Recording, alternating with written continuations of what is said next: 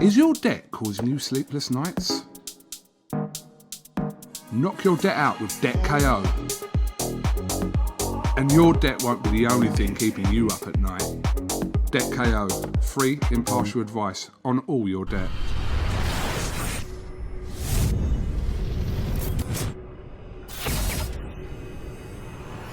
This is KUGAN CASSIUS for iFall TV in association with MTK Global. Finally. Well, now you can stop moaning, can't you? Mate. Bitching little messages, little liking things, and I see you, lethal busy. Oh, where was the IFL interview? Like, oh, well, we're around, mate. We're already. And then you, mate, you got little tech. We got the ump, mate. What's the matter?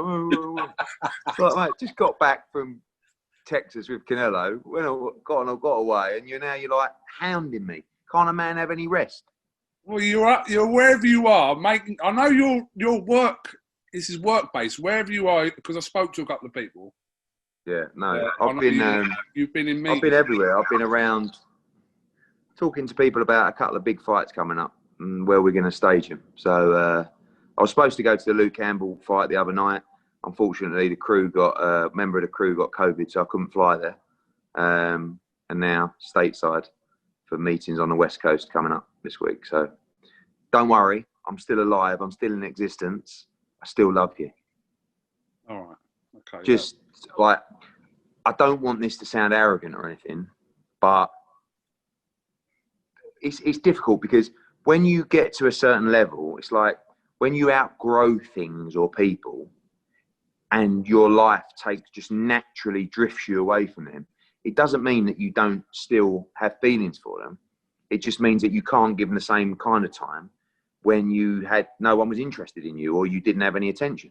Are you talking about you and your wife? No, mate, I'm talking about me and IFL. Oh. So, yeah, so what I'm saying is despite the business gone global and I'm here, there and everywhere, I'm still sitting down with you now, probably going to the airport soon, giving you the time to say, I still love you. I'm still here. Thanks for that. Happy New Year. Happy New Year to you. Happy New Year, Edward. Let's just kind of recap from last weekend. Luke Campbell got us all on our feet in round 2. But it wasn't to be for Luke Campbell. I think Ryan Garcia kind of showed that he's maybe a little bit more, in some people's opinion, than just an Instagram boxer, which was a ridiculous tag. But Ryan Garcia kind of showing he can mix it at that level as well. Yeah, you have to give Ryan Garcia a lot of credit because, if you're going to give him stick and say he's not very good and he's an Instagram fighter and this and that, when he produces a great performance and an exciting performance, you have to then be able to give him the credit. You can't just say, oh, well, yeah, but he went down. Yeah, he's vulnerable. Yeah, he squares his feet up. Yeah, he won. So give him the respect. And, for Luke, you're right, second round, just jumped up and thought, fucking hell.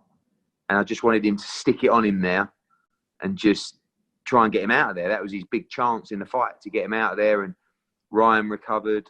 Eddie Reynoso done a great job in the corner, calmed him down. He got back into the fight. And at the ending, it was a great body shot. I said, Luke's gutted, but there's not a lot you can do about that, a shot like that. You just, and again, couldn't get up. Wanted to get up, but couldn't get up. And you have to give Ryan Garcia the credit. As I said, it was a great performance. And now the path is set for him against Devin Haney. And we look forward to trying to make that fight. Devin Haney was in the crowd with his dad, Bill. Ryan Garcia mentions Gervonta Davis when Devin Haney is probably a few feet away from him. I know you were quickly kind of on social media to say this fight will be ordered. But regardless of it being ordered, do you actually realistically see that fight happening in the next 6 months? Absolutely. Next. I mean, that's the fight. And it baffles me a little bit because that fight was a final eliminator. That fight was a final eliminator for Devin Haney. So now the WBC are going to order that fight. We have the same broadcasters. We have the same network. So often in boxing, great fights between young champions or just young stars of the division don't happen because of politics or he's with this network, he's with that platform. Now you've got a situation where you've got Ryan Garcia, who's a massive star in the sport, Devin Haney, who's a star, he's world champion. That fight's going to be ordered. We're all on the same network. We're all on the same platform. You know, I've spoken to DAZN. They want the fight. Of course they do. That's the fight to make next. So there was a few discussions before that fight, actually, with DAZN and Golden Boy and Matchroom, and there hasn't been any since. But, you know, we just want to make that fight. I think it fills up Staples Center in April. Both kids can make a load of money. And, you know, it's a brilliant fight. And we talk about these four kings of the lightweight division, don't we? Teofimo, Devin, Ryan, and Tank. And we can't just forget about Lomachenko as well, by the way, just because he's been beaten once. And James Tennyson. Yeah, your man. Yeah.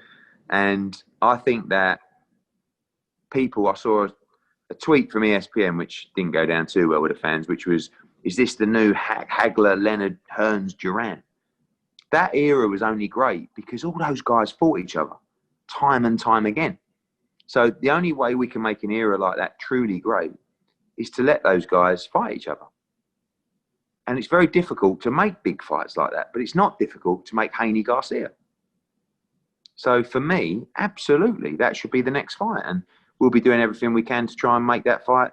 Look, if Ryan Garcia pulls out of the negotiations as a mandatory, he doesn't have to be mandatory for that fight. He can make the fight whenever he wants anyway. He's a star. But he did fight a final eliminator to fight Devin Haney. So we hope he can now fight for that WBC title. Just a couple of quick talking points from the other day. Obviously, Canelo was present in Dallas. Looking very pro-Matchroom was Mr. Canelo. His dual mask with I'm assuming, and the Matchroom on the side. I'm assuming that relationship's going well. Yeah, I mean, I just did another interview a couple of minutes ago with my number one choice, and who did you do an interview with before this? It's Akam Barak on Sirius in the US. Okay. You know, it's a DAZN thing. Don't worry, kid. Yeah. And they said to me, "How did that make you feel that he wore it?" And I said, "Fucking proud." To be honest with you, I mean, the fact that he is, and I saw the stuff about, it was like a publicity stunt. It wasn't a publicity stunt. He had one of those masks, and he chose to wear it. And when someone who is as great as that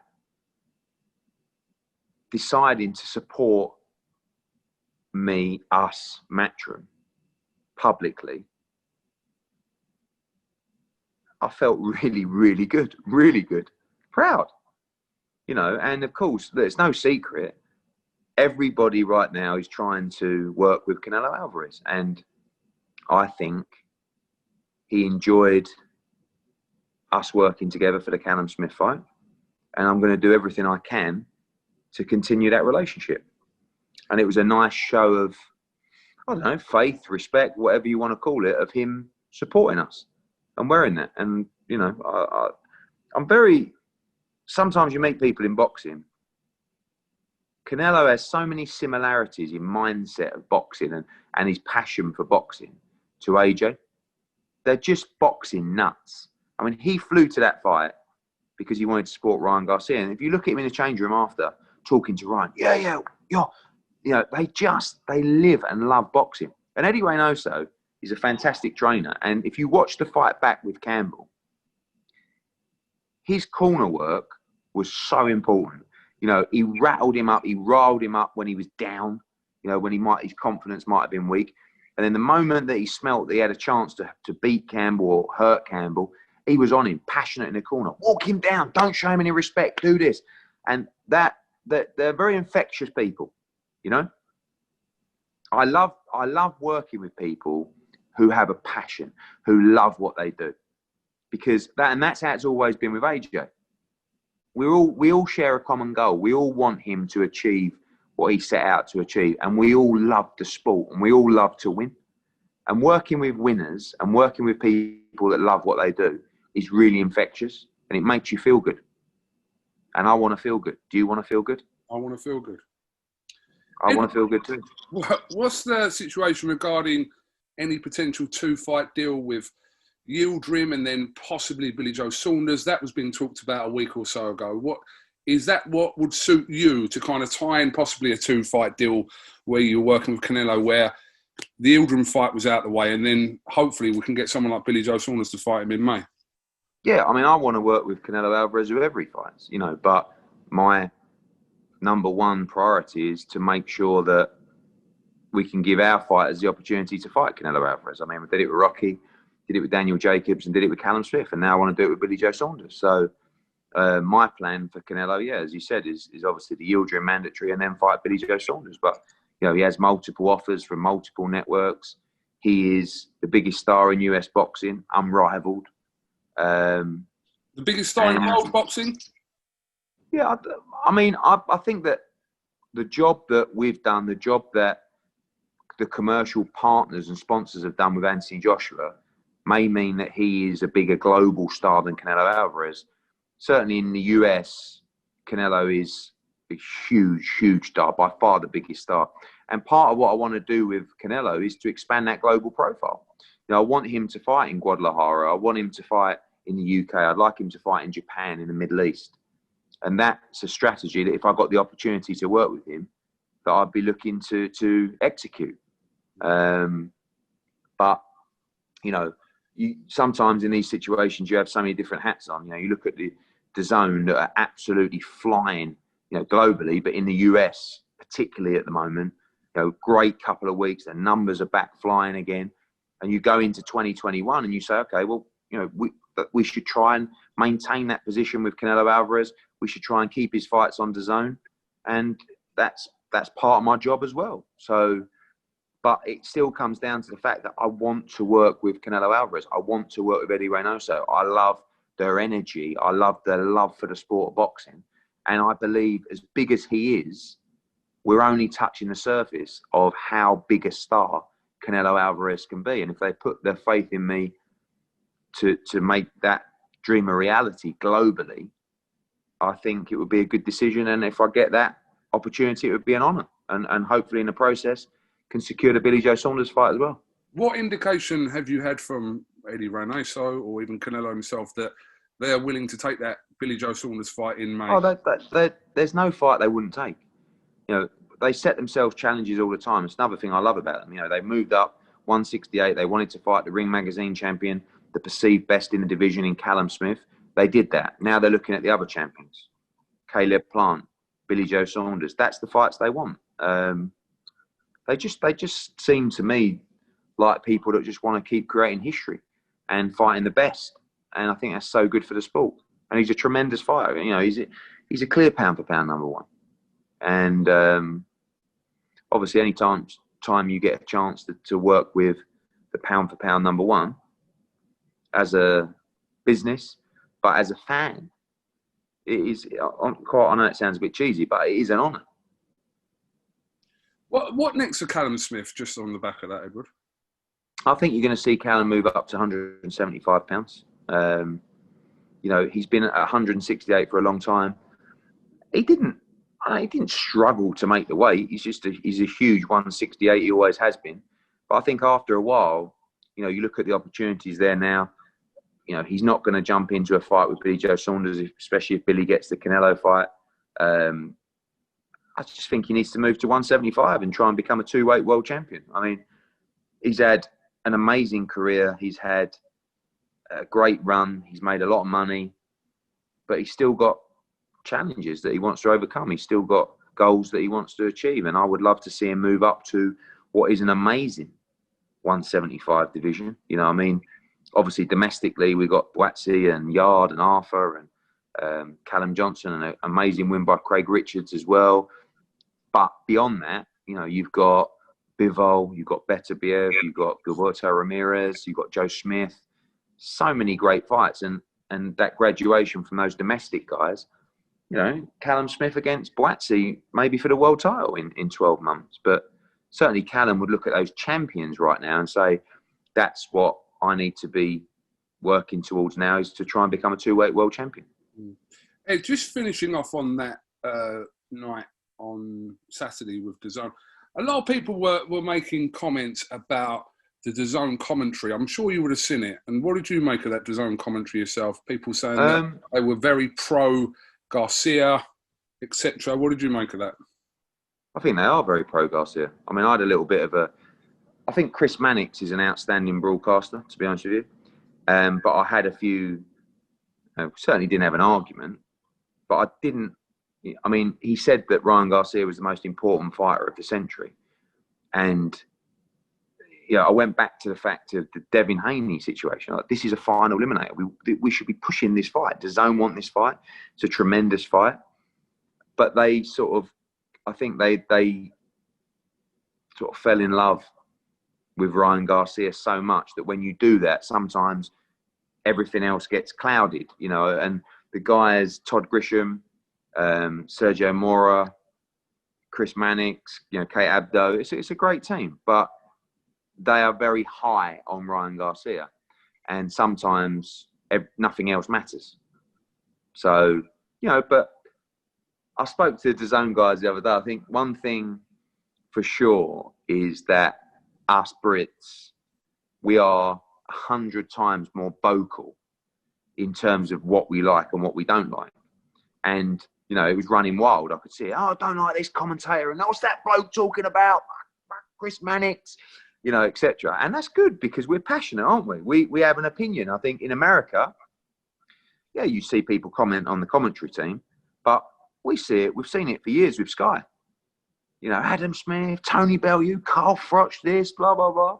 And not everyone's cup of tea. But from a DAZN perspective, from a production perspective, and if you see Joe Markowski put a tweet out today saying, give me your feedback. Yeah. They've just launched. In the US, it's a bit different. But in the UK and worldwide, they've just launched. And it's going to be difficult because what's everyone's cup of tea in America isn't everyone's cup of tea in the UK. And what's everyone's cup of tea in the UK isn't everyone's cup of tea in Australia. And with this global service, it's going to be interesting to see how that runs along. With a fight like Campbell Garcia, do you have more of a centric UK production rather than just switching to Gareth and Ricky Hatton? Do you have the team based there commentating on the fight in the UK? It's early days. And they'll take the feedback on. And, but you just see a different level of interaction from the UK fans than you do for US fans, because UK fans are much more passionate, in my opinion, about boxing than US fans in general. I've got to say, I mean, boxing fans, that's probably the best $1.99 you would have spent in that month. Month. Yeah. 100%. Canelo, Callum Smith, Golovkin, and the Garcia Campbell fight. We know it's not going to start $1.99, but it was good value for the month, 100%. Yeah. I mean, I think any time that a new broadcaster appears in boxing, it's better. People always talk about boxing dying. Boxing's not dying. There's more broadcasters than ever trying to get involved in the sport of boxing. There's more UFC stars trying to cross over into boxing than ever. There's more celebrities trying to get into boxing to make money than ever. Boxing has so much more potential than the UFC because it's a sport with tremendous heritage and history. And it's a sport that transcends into so many different markets globally. But it only works if we get it right, with the right fights, the right schedule, the right interaction with the fans and the viewers. And, there's a long way to go. But I think it's brilliant that there's another broadcaster in town. And by the way, there's more broadcasters going to be popping up. I know a lot of people that are looking at boxing right now and saying, we want to take a run at it. So I think it's interesting times. Right. Had a few, not back and forth, but we had some comments from Joshua and a response from Tyson Fury today, who I believe was out in Miami. I'm sure you've seen them comments. I think Joshua's initial thing he said, I think it was a quote from, I'm not sure if it was The Guardian, but he said he wanted to take Tyson Fury's head off his shoulders, and then Fury responded to that today, saying that he's never taken anyone's head off anyone's shoulders. Just what do you make of all that? Well, I think that he got as close as one man could taking a head off his shoulders when he hit Klitschko with that uppercut, and probably with Pulev the other night, the same. So I think it's hotting up nicely. I mean, the mind games have started.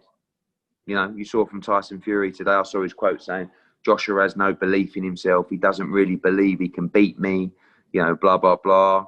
AJ's working tirelessly away in London, actually. And I think Tyson Fury's gone to Miami to train. I think AJ will be going somewhere to train soon as well, depending on what Boris comes out with later on tonight. Well, in about 5 minutes, isn't it? So I think everything's great. You know, there's been conversations every day for the last 2 weeks on that fight. As I said to you, a lot of the travelling I've been doing lately is to look at where that fight can be staged as well. And as we have done for a long time, we have an agreement on that fight. You know, we've have an agreement that was agreed a long time ago, and nothing's changed. We are not looking to go back on that agreement. I don't believe Tyson Fury is looking to go back on that agreement. And we are in the position now of drafting paperwork to try and move forward with that fight. So I think from a pandemic point of view, it is difficult because the world is changing every day. 1 minute, something's opening. 1 minute, something's closing. But that fight is planned for the end of May, early June, and I don't see anything getting in the way of it. Is the main stumbling block, aside obviously from the pandemic situation, is the main stumbling block Fury's situation with Deontay Wilder?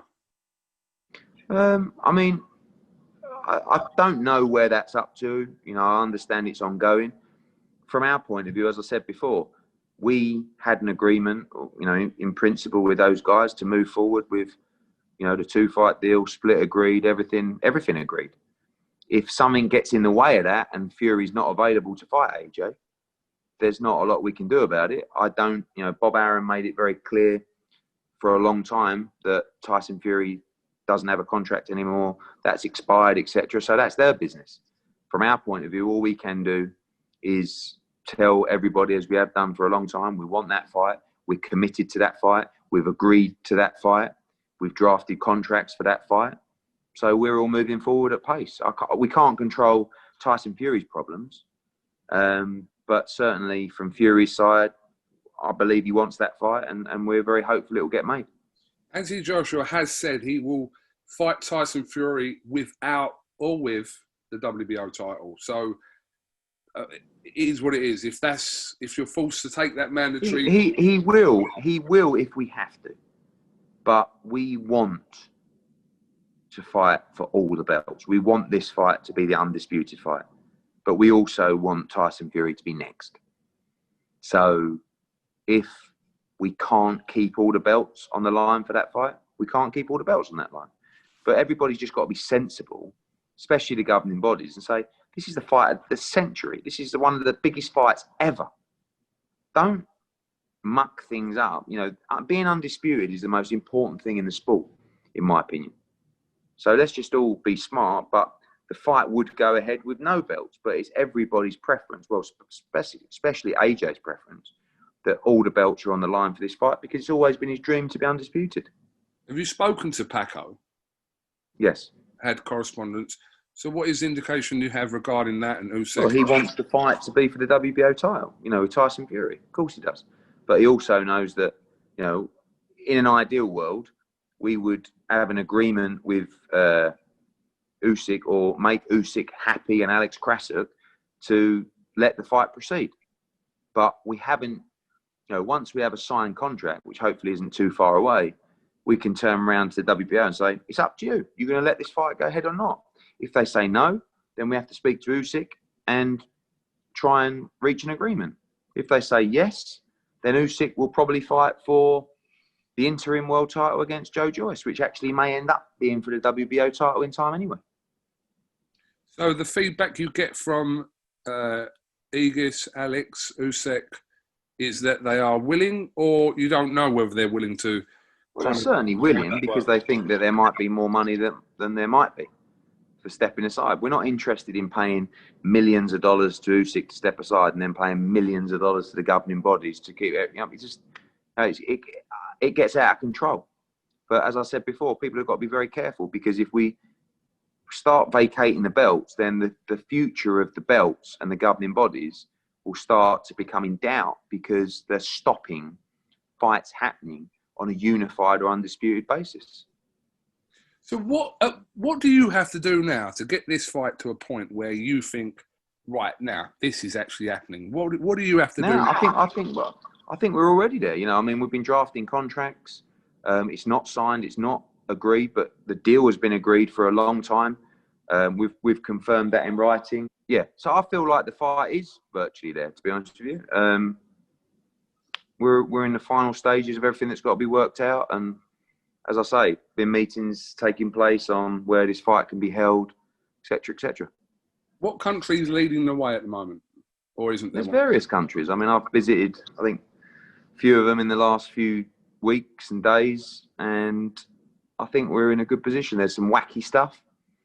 There's some stuff that you'd expect, and you know, again, I know everyone wants it in the UK, but at the moment they're not even allowing boxing, so we've got a long way to go. But you know that first fight won't happen in the UK, will it? Unlikely. Let's talk about that board decision, obviously, to postpone boxing in January, which obviously affected your Kelly Avanesian show. But you had a date on the last day of the month, so we don't know how quickly into February, if it is February, that boxing can resume. What have you been told from the board? I mean, it doesn't affect us too much at the moment, because it's one show that we can kick into February. The key now is I need reassurance from the board that they are going to let boxing commence or restart in February. And if they don't, then we're going to go abroad with all our shows. Because, and I don't, this isn't a pop at their decision. I think their decision to stop boxing in January is actually certainly morally correct as well, to be honest with you. But you have to, if elite sports are allowed to continue, which again we'll find out in a couple of minutes, I believe they are, we need to make sure that boxing continues. And I've got a schedule that's mouth-watering, to be honest with you, and I'm ready to announce it. And I think we'll announce it this week. And if we can't do that in the UK, we will run that schedule for UK fans from another country, that we can run it with another commission, which is not good news for the British Boxing Board of Control. But they have to make, you know, the board have to make the right decisions that they feel is in line with the doctor's decision. I don't knock that. But we can't wait till the end of January to see if boxing in February will be allowed to go ahead. You just have to make a ruling. You have to draw a line for it. And you say, okay, we're doing this to relieve, you know, the NHS, etc. I understand, until the end of Jan. And whatever happens in February, we're cracking on. And if you can't give me that assurance, no problem. I will make sure we run these shows in another territory. How far would you have to go? Go anywhere you want. America, Middle East, Monaco, Isle of Sicily. Italy. Isle of Sicily? Isle of Sicily, Gibraltar, Jersey. They're all in play. This is all these conversations that have been going on over the last couple of days. When will you make that? I'm not sitting still waiting for anybody. I'm doing my own thing, right? And I'm not letting fighters down. I'm not letting broadcasters down. I'm not letting fans down. Boxing cracks on. Wherever it may be, it's happening. So unfortunately, we can't sit and wait for people's decisions. You give us the go ahead, or we make other plans. It's just a few minutes past 8 o'clock here, just so you know. Can I go now? What's that? I want to go and see Boris. Hold on. I'm just going to let you know. Obviously, as expected, Boris Johnson has announced a new national lockdown for England, with people instructed to stay at home as they did during March's first lockdown. The sport bit on that isn't on there at the moment, but that's what we expected anyway. Schools are closing by the looks of it. Schools to close, yes. Okay. To close for most children from tomorrow, and university students will be told not to return. Well, we expected Bad this. times, mate. Bad times. Edward, saw some comments from Amir Khan saying that he still wants to fight Kell Brook. Did you see I know, that? man, really. I mean, I wanted him. He never wanted him. He never wanted to do the fight when there was so much money involved. Now there's a lot less money involved, but I'd still like to do the fight. I actually messaged him the other day and said, "Do you want to talk about it?" And he said, "Yeah, when he's back from Dubai, and we can have a chat." So we can talk about it. Who knows? There's still value in the fight. It's not as big as it once was, but we'll see. Have you had any conversations with Kell Brook since the Crawford fight? Just a couple of texts. Where were your show that was scheduled to be on Jan 30th? Was that going to come back to Wembley? We hadn't decided yet, no. Okay. But So, I've got